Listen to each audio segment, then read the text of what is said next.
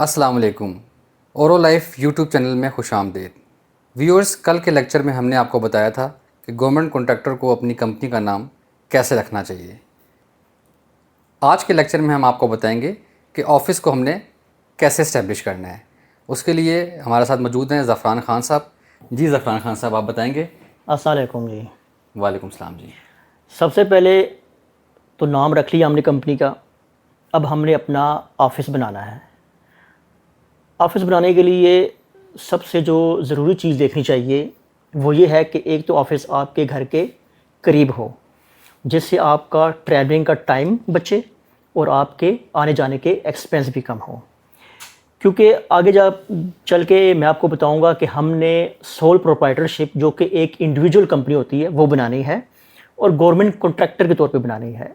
तो government contractor के अंदर पब्लिक डीलिंग ना होने के बराबर होती है। ठीक हो गया। बहुत कम ही लोग आपसे आके आपके ऑफिस में मिलते हैं, इसलिए आपने अपने एक्सपेंस को कम से कम रखना है।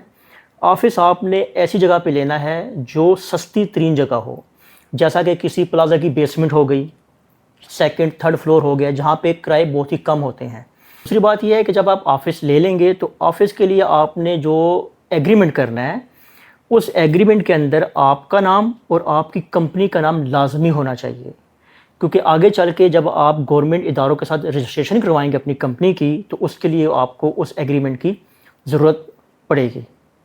अच्छा, अब ये बताएं कि ऑफ़िस के लिए जो हमने आप बताया कि रेंट एग्रीमेंट करना, उसमें अपने नाम के साथ जो है कंपनी का नाम लाजमी जी करना है। बिल्कुल। तो ऑफ़िस मैंने ले लिया, तो उसके लिए अब मुझे क्या फ़र्नीचर और क्या स्टेशनरी और क्या चीज़ें रिक्वायर्ड होंगी उसके लिए, उस पे कितना खर्चा आता है? अच्छा जी, मैं आपको बताता हूँ कि आपने कम से कम खर्चा करना है। एक 4 फुट बाई 2 फुट का आपको टेबल चाहिए। ठीक है। ठीक है, एक आपको रिवॉल्विंग चेयर चाहिए और सिर्फ 2 आपको विजिटर चेयर चाहिए। आपका जो टेबल है 6,500 से 7,000 के अंदर आपको अच्छा टेबल मिल जाएगा। एक रिवॉल्विंग चेयर 6,500 से स्टार्ट होती है, 8-10 हज़ार तक अच्छी कुर्सी मिल जाती है आपको।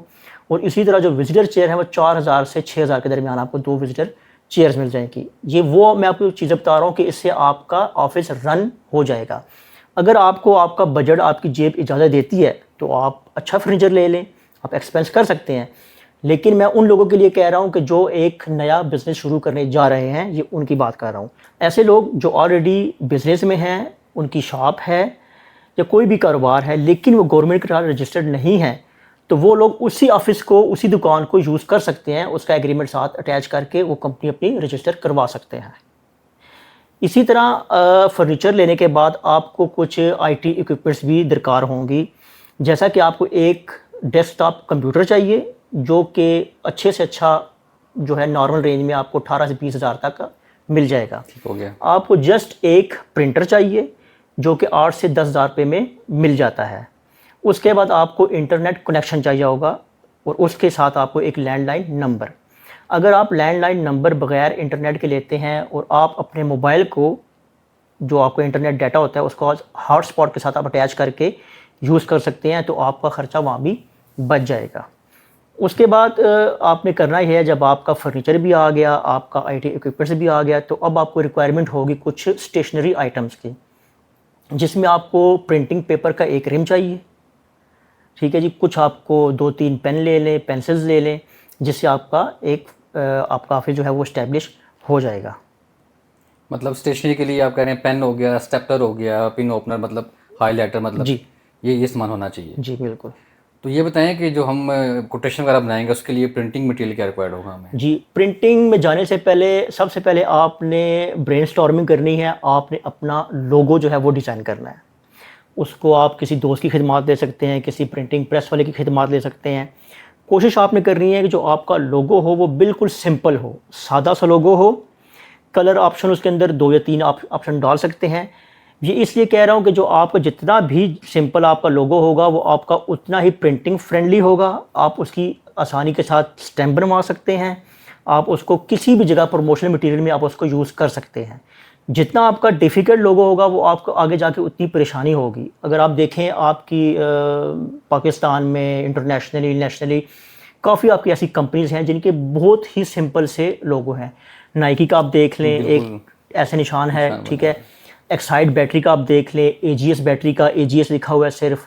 बहुत सारी आपको कंपनी ऐसे मिलेंगी, वोल्टा बैटरीज वाले हैं, वोल्टा लिखा हुआ है। आप अपनी कंपनी के नाम को भी सिंपली लिख सकते हैं, वो आपका लोगो भी बन जाएगा और आपकी पहचान भी है। फिर उसके बाद आपका जब लोगो बन चुका है, आप उसके बाद जाएंगे प्रिंटिंग प्रोसेस के अंदर। प्रिंटिंग में आपको चाहिए, आपके लेटर हेड चाहिए। लेटर हेड के ऊपर जो मैं सजेस्ट करूँगा जो कि आपने उसके जो नीचे है आपने अपना एड्रेस प्रिंट ना करवाएं। आप बग़ैर एड्रेस के आप अपना लेटर हेड प्रिंट करवाएं। उसकी क्या वजह?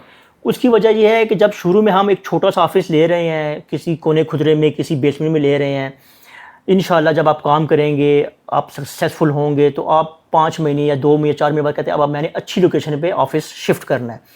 तो जब आप अच्छी लोकेशन पे आप शिफ्ट करते हैं ऑफिस को, तो आपके पास 1 या 2,000 लेटर हेड प्रिंट हुए पड़े होते हैं, तो वो आपके ज़ाया हो जाते हैं। ठीक है, आजकल स्टेशनरी जो है प्रिंटिंग जो वो महंगी हो चुकी है।